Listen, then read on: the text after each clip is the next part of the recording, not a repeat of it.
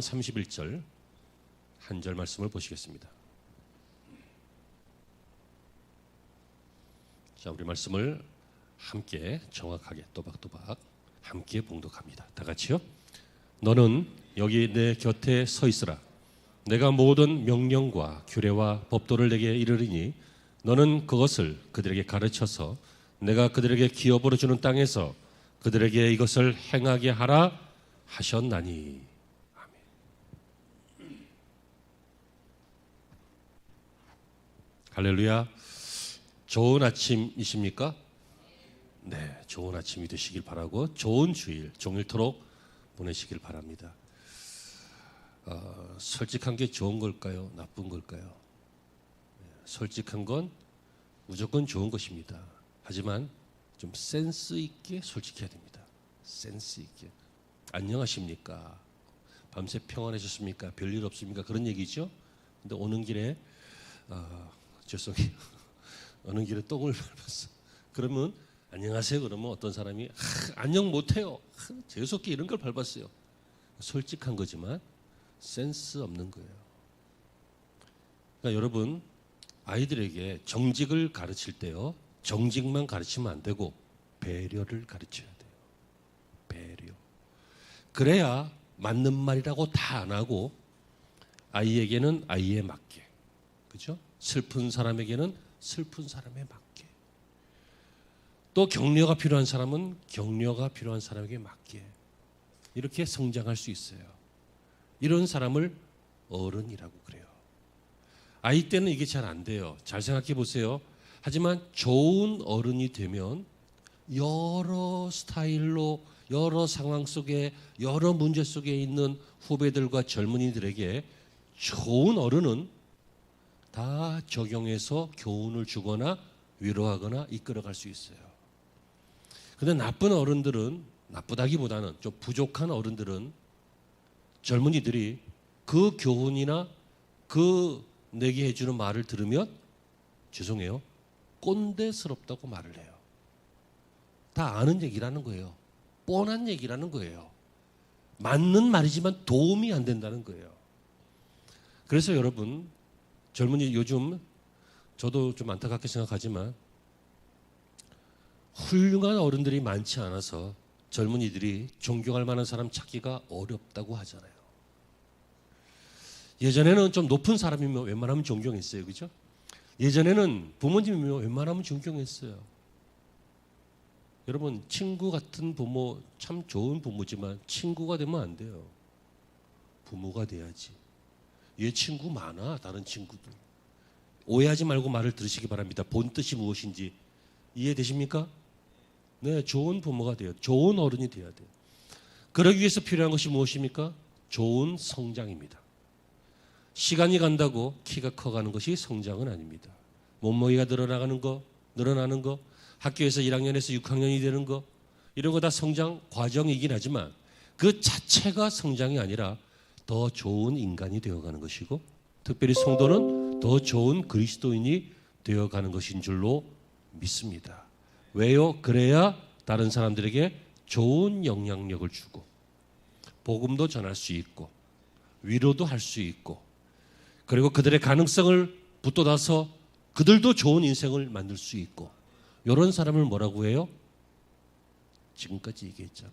어른이라고 한다고요. 그래서 어떤 사람을 보면 나이는 먹었고 다 어른 같아 보이는데 하는 짓은 아이 같은 사람들이 있죠. 여러분 주변에 그런 분들 때문에 피곤하죠. 그분들 때문에 전혀 피곤하지 않다고 하는 사람은 자기도 똑같은 사람인 거예요.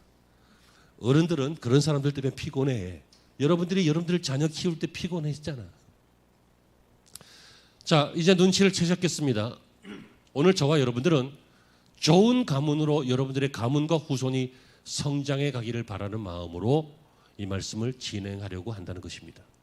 왜요? 이렇게 되지 않으면 사탄은 우리의 가문이 성장하는 것을 방해해서 신앙의 대를 끊을 것이요, 좋은 전통의 대를 끊을 것이요, 흐지부지한 그런 인생으로 가문으로 만들려고 하기 때문입니다. 우리가 읽으신 이 본문 신명기 5장 31절 여기에서 세 가지를 주목하셔야 됩니다. 그것은 바로 이것입니다. 명령과 규례와 법도라고 하는 말과 그것을 그들에게 가르쳐서라고 하는 말과 그리고 이것을 행하게 하라라고 하는 말, 이 세 가지에 주목하셔야 됩니다. 명령과 규례와 법도는 약간 내용은 다르지만 함축적으로 말하면 똑같은 것입니다. 하나님의 말씀을 말합니다. 그리고 두 번째는 가르치라는 것입니다. 누구에게요? 가르칠 수 있는 사람이 가르침을 받을 수 있는 사람에게 가르치라는 것입니다. 선배가 후배에게, 부모가 자녀에게, 랍비가 백성에게 뭐 이런 식으로 해서 가르치라는 것입니다. 그 목적은 뭡니까? 가르쳐서 졸업을 시키라는 것이 아니라 가르쳐서 머리를 지식이 많게 이렇게 바꾸라는 것이 아니라 본문에 나오죠. 이것을 행하게 하라. 행하게 하는 것입니다. 여러분 공중도덕을 지켜야 된다. 법규를 지켜야 된다. 이 법률을 지켜야지 이걸 지키지 않으면 감옥에 간다. 그럼 이걸 가르쳐서 그 법규를 그 법률을 행하지 않도록 살인하지 않도록 강도짓하지 않도록 사기치지 않도록 이렇게 해야 되는데 행해야 하잖아요. 근데 알긴 아는데 행하지 않는 사람들 있죠. 우리나라 말고 저쪽에 있습니다. 여러분 하나님은 우리에게 말씀하십니다. 하나님은 우리를 인도하실 때 말씀으로 인도하십니다. 아멘이 되시기를 바랍니다. 이것은 왜냐하면 하나님은 인격적인 하나님이시기 때문에 하나님은 우리를 강제로 로봇처럼 AI처럼 부리거나 프로그램에서 밀어붙이거나 하지 않고 말씀하시고 설득하시고 그래서 우리를 인도하십니다. 인격적인 하나님이십니다. 그러므로 하나님의 인도를 받을 때는요.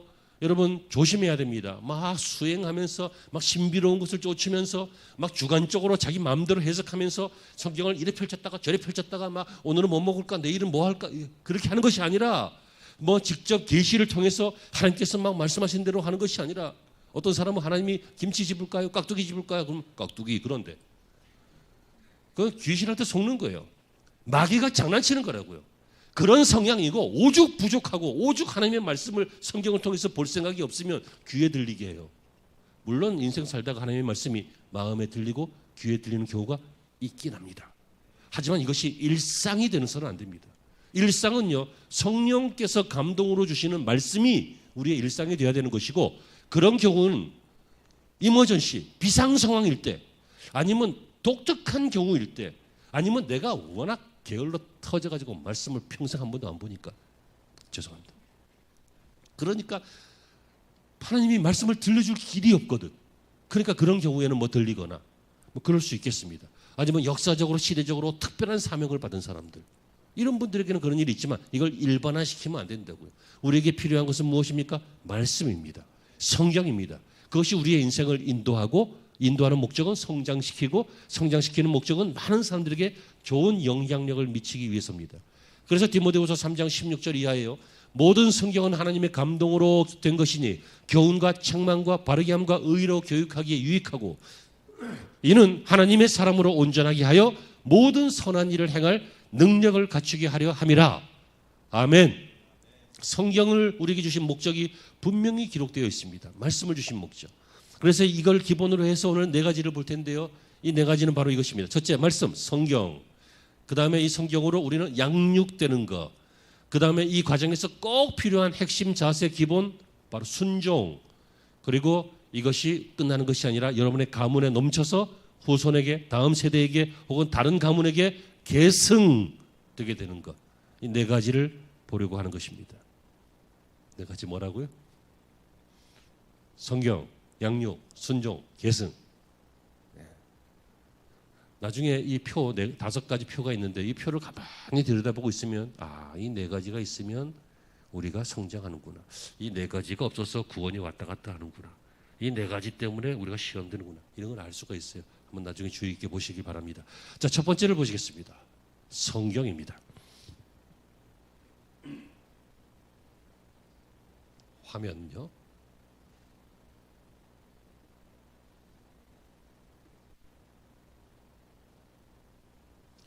네, 전체적으로 9번째, 오늘 첫 번째 내용은 성경입니다.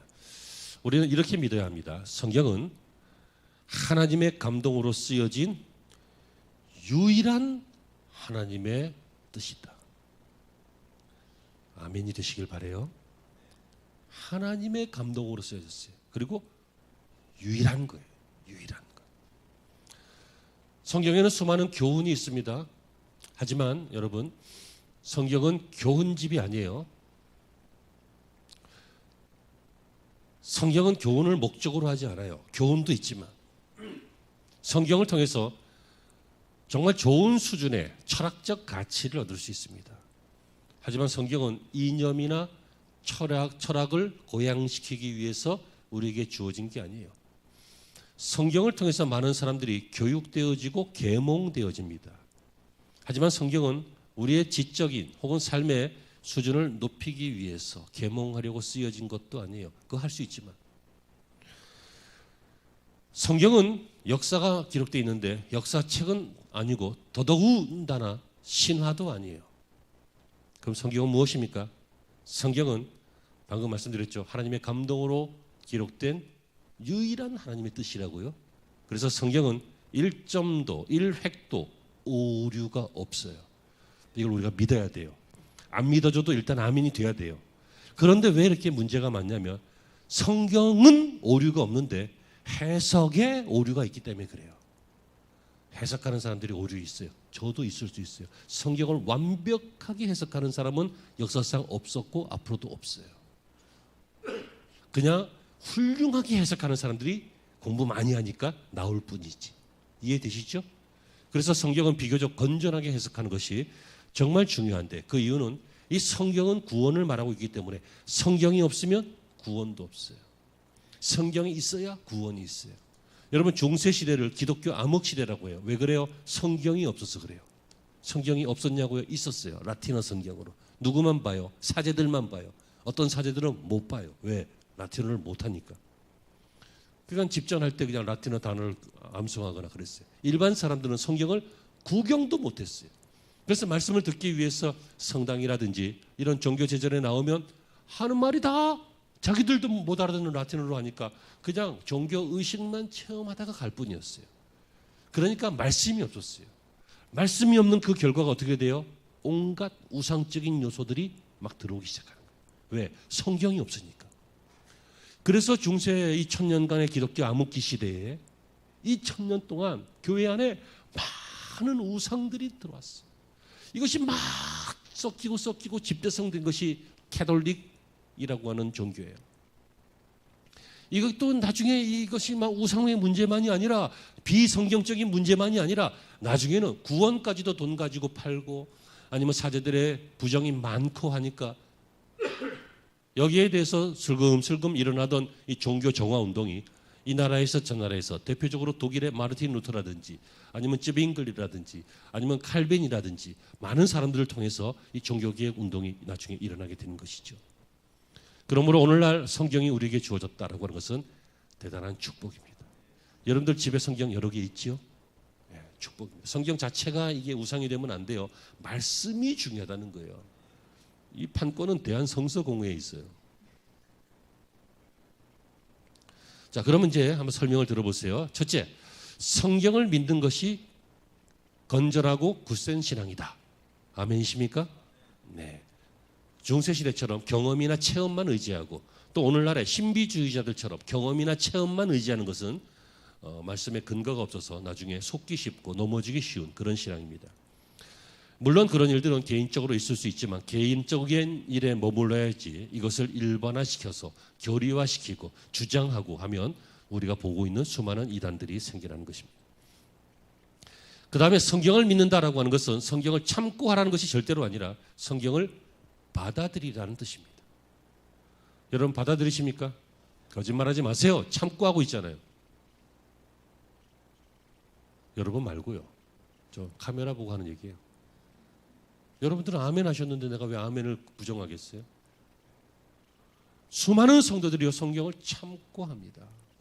하지만 성경은 하나님의 감동으로 성령으로 쓰여진 것이기 때문에 여러분 성령님을 참고 하시면 돼요? 안 돼요.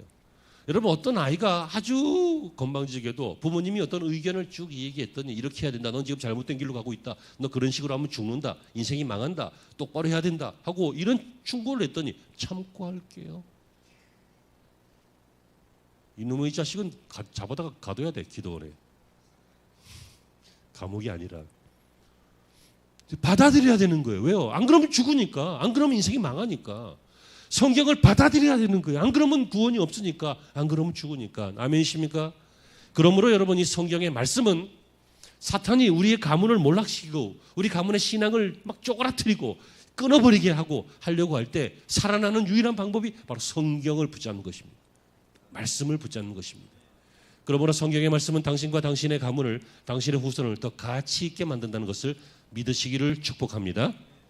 어거스틴의 어머니가요, 그랬잖아요. 저는 성격이 약간 좀 모진 면이 있어서요, 진짜 나쁘게 굴면 나는 몇 년 동안 안 볼 자신 있어. 자식들 진짜요.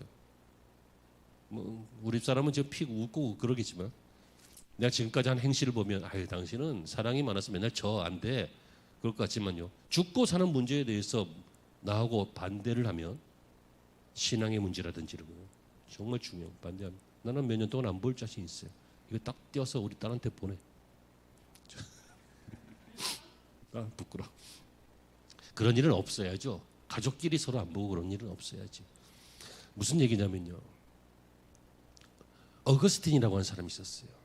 이 사람은요, 총각 때 이미 사생활을 막 낳고 다니고 막 생활이 문란하고 막 맨날 술 먹고 다니고 막 놀러 다니고 흥청망청하고, 근데 어머니가 있었는데 어머니는 굉장히 독실한 신앙인이었어요.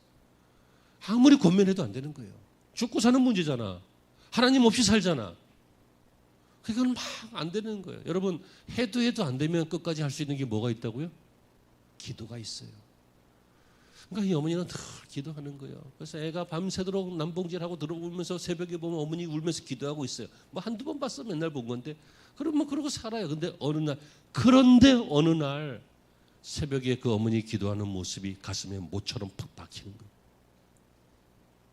그러면서 말씀이, 옛날에 들었던 말씀이 떠올랐어요. 빛의 자녀들처럼 행하라. 그래서 이 사람이 돌아왔어요. 이 사람이 나중에 중세시대의 신앙의 모범을 보이신 성 어거스틴이라고 하는 사람이에요. 여러분, 이렇게 말씀이 가문을 바꾼다니까요. 말씀이 가정을 바꾸고, 말씀이 자녀를 바꿔요. 다른 걸로 바꾸려고 하니까는 부조리가 많고 어려움이 많은 거예요. 마르틴 루터가 종교개혁을 일으킬 때도요, 뭐였습니까? 그 취지가 오직 성경, 오직 믿음, 오직 은혜, 오직 하나님께만 영광을, 이게 종교개혁의 취지였어요. 오직 성경, 솔라 스크립추라, 오직 믿음, 솔라 피데, 뭐 이런 라틴어 발음인데 이런 것이었어요. 오직 성경, 성경이 중요해요. 자, 결론입니다. 여러분, 말씀을 의심하게 하는 것은 사탄이요, 에덴 동산부터 지금까지 쓰는 작전이에요. 여러분, 사탄이 바보 멍충이도 아닌데 이것을 수천 년 동안 계속 쓰고 있어요. 왜 그럴까요? 가장 효과적이기 때문에 그래요. 그래서 하와에게 하나님의 말씀을 의심하게 했어요. 정령 이거 먹지 말라고 하더냐? 그건 아니고 뭐 말을 비스무리하게 섞어가면서 슬슬 트는 거지, 이제 트는 거. 그래서 아담까지도 죄를 짓게 만들었어요. 여러분, 말씀이 믿어지지 않거나, 말씀이 중요하게 여겨지지 않거나, 말씀을 참고 정도로만 하거나 자기 뜻대로만 해석하는 것은 바로 성도의 성장을 방해하기 위한, 그래서 어린아이의 상태, 인큐베이터 상태로 머물게 하기 위한 사탄의 전략인 것입니다. 자, 정리합시다. 화면 보시죠. 자, 성경 핵심은 뭐라고요? 시작. 네, 결론은 성경은 구원과 성도를 위한 하나님의 뜻이요, 유일한 인생 매뉴얼이다. 아멘. 두 번째, 전체적으로는 10번째 내용입니다. 보시죠.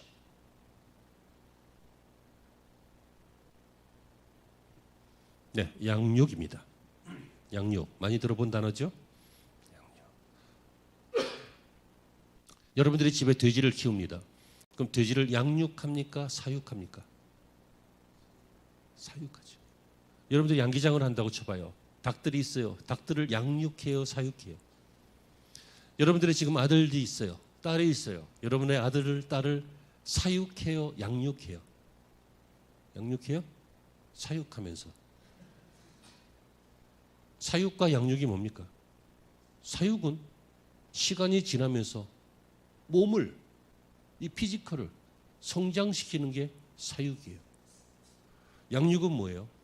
피지컬만, 몸만 성장시키는 것이 아니라 정신을, 마음을, 지식을, 인격을, 양심을, 궁극적으로 신앙을 성장시키는 것이 양육이에요. 이해되셨죠? 그렇다면 여러분 오해하지 말 것은 양육은 프로그램이 아니란 말이에요. 교회 양육은요, 세신자 될 때부터 장례 예배 드릴 때까지 평생 양육하셔야 돼요. 코스 다 했는데요, 또 만들면 돼요. 또 만들면 돼요. 그 코스 완벽하게 하지 않았잖아. 그 코스대로 살지 못했잖아. 이해되시죠? 또 오해하지 말 것은 이것은 코스도 아니고 지적 레벨업도 아니에요. 혹은 직분자 과정도 아니에요. 여러분 어느 교회에서는, 대부분의 많은 교회에서 어떤 코스를 통과해야 어떤 뭐 안수집사가 된다든지 뭐 장로가 된다든지 이런 이제 코스들이 있어요. 그걸 하는데 여러분 참 사람을 너무 잘못 본 거예요. 사람들이 그런 코스를 잘 통과했다고 해서 더 겸손해지고 더 충성되고 그럴 것 같아요? 더 교만해지기 쉬워요. 난 그 코스 다 했다는 거예요. 니들 힘들어서 못했지. 나는 새벽 기회도 나오고 막 일주일에 몇 번씩 나오고 이거 뭐 2년짜리 코스를 그걸 다 했다. 그래갖고 나중에 어떻게 해요? 그거 막 이제 시작하는 애들을 햇병아리처럼 봐요. 이것은 레벨이 아니라니까요. 직분자가 되기 위한 조건도 아니에요. 양육은 더군다나 자기 성찰도 아니에요. 이걸 하면서 막 은혜 받았다는 사람 보면 뭐 생각할 거리가 많았다는 거야. 생각할 거리가 많은 것은 하나도 중요하지 않아요. 인생이 바뀌어야 중요한 것이지. 생각만 하고 말아요, 그냥. 그냥 은혜 받았다는 거예요. 내 생각을 좀 자극을 했다는 거지. 그러나 여러분 생각이 뭔지 제가 말씀을 드렸잖아요. 생각이란 생각하면 생각할수록 생각나는 게 생각이니까 아예 생각을 안 하는 게 좋은 생각이에요. 받아들이라고요. 나의 이 복잡하고 변덕스럽고 일차원적이고 육체적인 이 생각을 내려놓고 여러분 하나님의 말씀으로 양육돼야 돼요. 아이들 고집 부리죠. 하지만 저 고집이 맨날 이렇게 평생 받아주면 돼요, 안 돼요? 막 20살 됐는데도 막 그러고 30살 됐는데도 막 아빠 그러고 막 그럼 돼, 안 돼? 그게 안 되기 위해서 뭐 엄마 아빠들은 뭐예요? 쟤를 양육하잖아요. 양육 안 해요? 아, 안녕한 거야?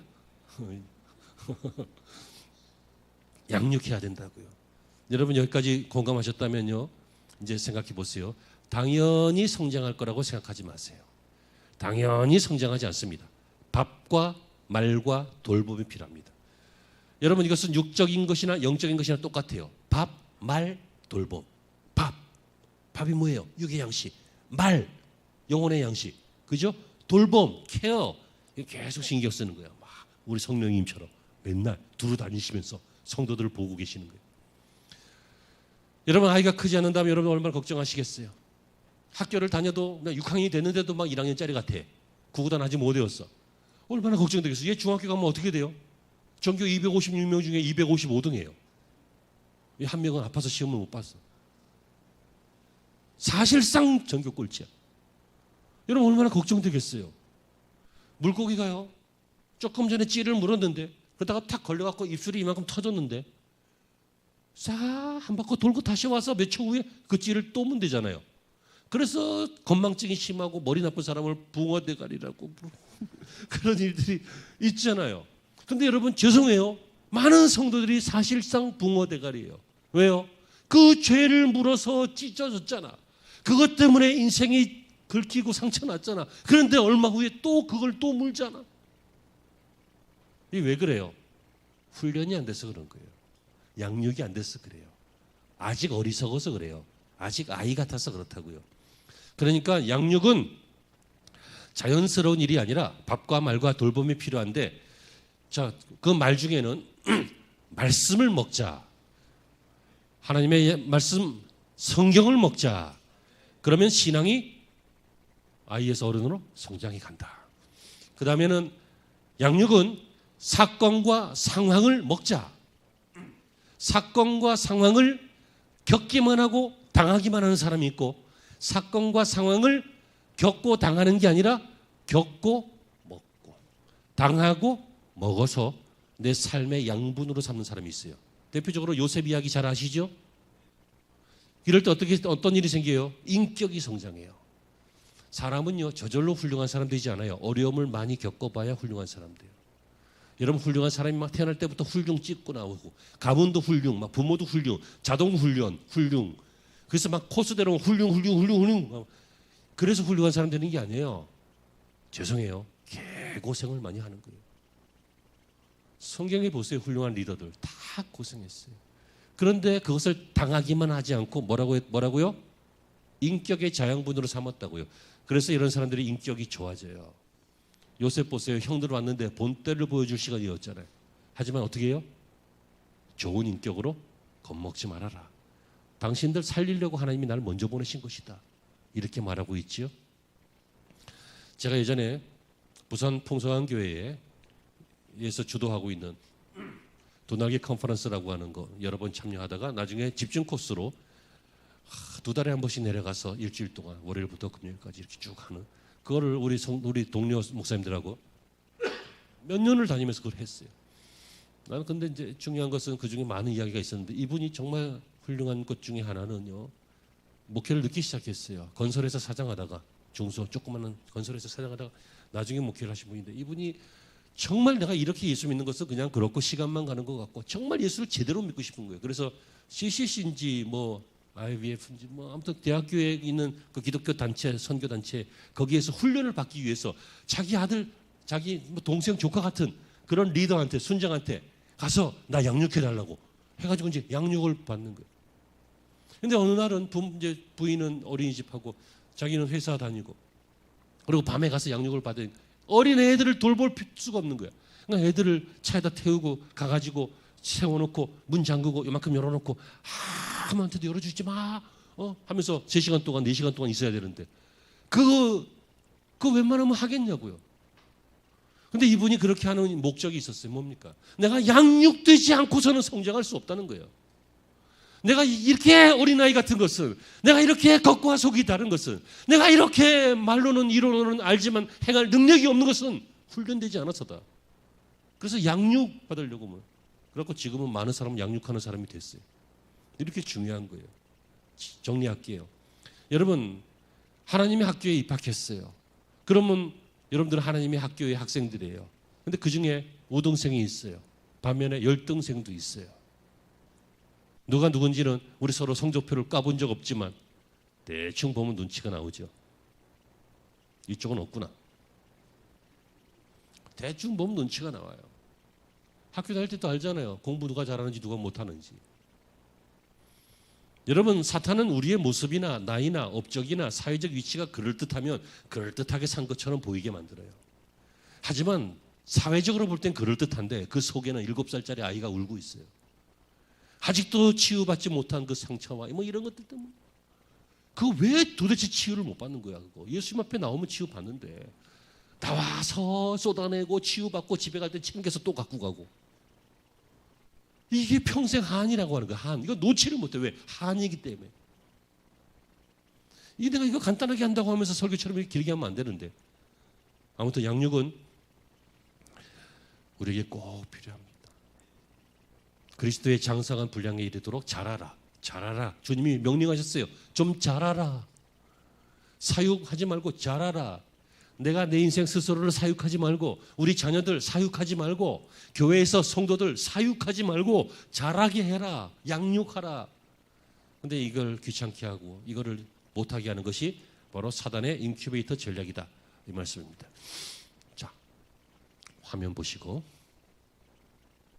정리합니다.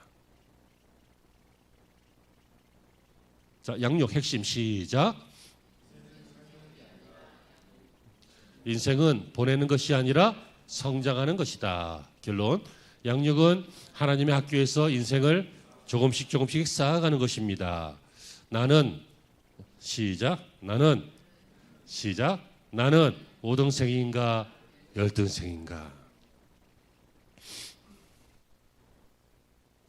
사랑하는 성도 여러분, 2가지가 더 남았는데요.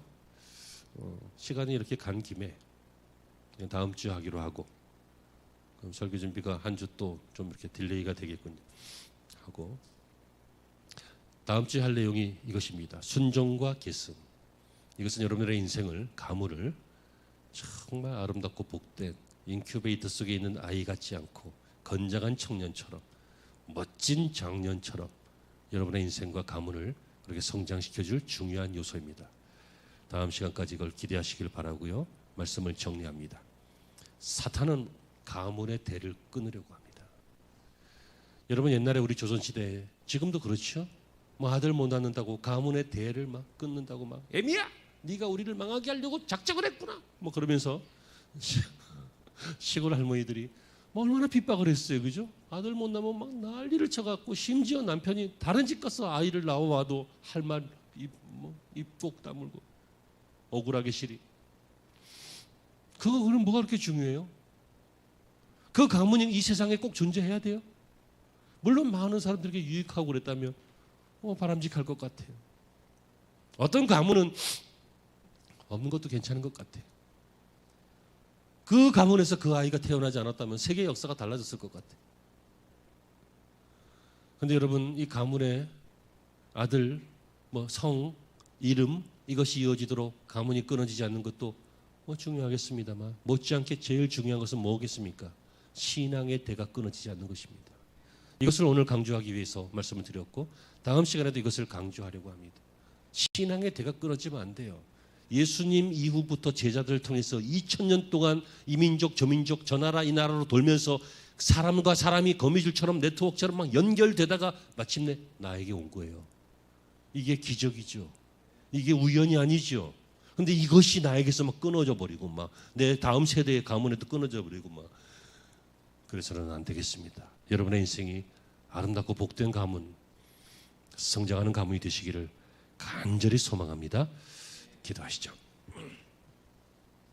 하나님, 오늘 다 하지 못했지만 주제와 의도와 목적을 가지고 살핀 이 말씀들 우리 마음판에 잘 새기게 하시고 기억하게 하여 주시옵소서.